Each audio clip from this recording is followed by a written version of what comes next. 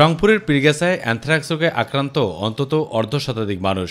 গত আগস্ট মাসে অ্যানথ্রাক্স আক্রান্ত গরু জবাইয়ের পর মাংস কাটতে গিয়ে এ রোগে আক্রান্ত হয়ে পীরগাছা সদরের মাইটাল এলাকার কৃষক আব্দুর রাজ্জাক ও একই উপজেলার আনন্দী ধরিরাম গ্রামের গৃহিণী কমলা বেগমও অ্যানথ্রাক্সে আক্রান্ত হয়ে মারা যান গেল ৬ সেপ্টেম্বর।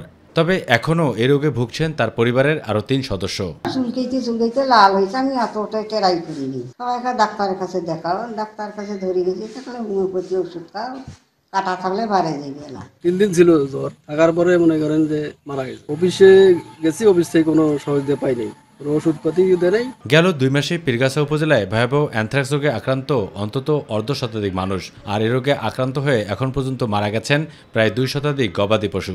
জব করি কাটামোটা করছি, তো কাটামোটা কথাতেই হাতের মধ্যে ঘা হয়েছে। একটু ছোট ফুটকুনির মতো ঘামাচির মতো উঠছিল, ওঠার পরে আমি টিপ দিয়েছিলাম, টিপ দেওয়ার পরে এটা আস্তে আস্তে আস্তে আস্তে বড় হয়ে গেছে। তবে এ বিষয় নিয়ে নড়েচড়ে বসেছে উপজেলা প্রাণী সম্পদ। পাশাপাশি প্রাণী সম্পদ দপ্তর মাঠ পর্যায়ে গবাদি পশুকে ভ্যাকসিন দেওয়ারও উদ্যোগ নিয়েছে। প্রাণী সম্পদ অধিদপ্তর এই বিষয়ে একবারে উদাসীন, তারা কোনো কার্যকর ভূমিকা নিচ্ছে না। খামারিরা জানান, গবাদি পশু লালন পালন করতে গিয়ে হঠাৎ করে গরুর তীব্র জ্বর ওঠে, তারপর ১-২ দিনের মধ্যেই মারা যায়। হঠাৎ খাওয়া বন্ধ করছে ছাগল, এর জন্য নিয়ে আসা, পেটটা একটু হালকা হালকা ফাঁপা আর কি। আমরা একটা ইঞ্জেকশন দিয়েছে, আর হলো আমরা কিনলে মানে 160 টাকা দিয়ে হলো পাখি পাউডার। গবাদি পশুর এমন রোগ নিয়ন্ত্রণে আপ্রাণ চেষ্টা চালাচ্ছেন বলে জানালেন পীরগাছা উপজেলার প্রাণী সম্পদ কর্মকর্তা। আমাদের ক্যাপাসিটির মধ্যে আমরা দেওয়ার চেষ্টা করি। তুমি ধরো আমাদেরকে জিজ্ঞাসা করেন, আমি বলে দিচ্ছি কেউ এখানে আসলে অন্তত কিছু না কিছু তাদেরকে ওষুধ দিতেই হবে।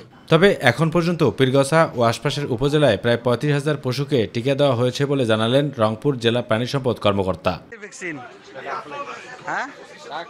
রংপুর সিভিল সার্জনের সাথে একাধিকবার মুঠোফোনে যোগাযোগের চেষ্টা করেও পাওয়া যায়নি। খোলা ভ্যাকসিন কাজে লাগবে?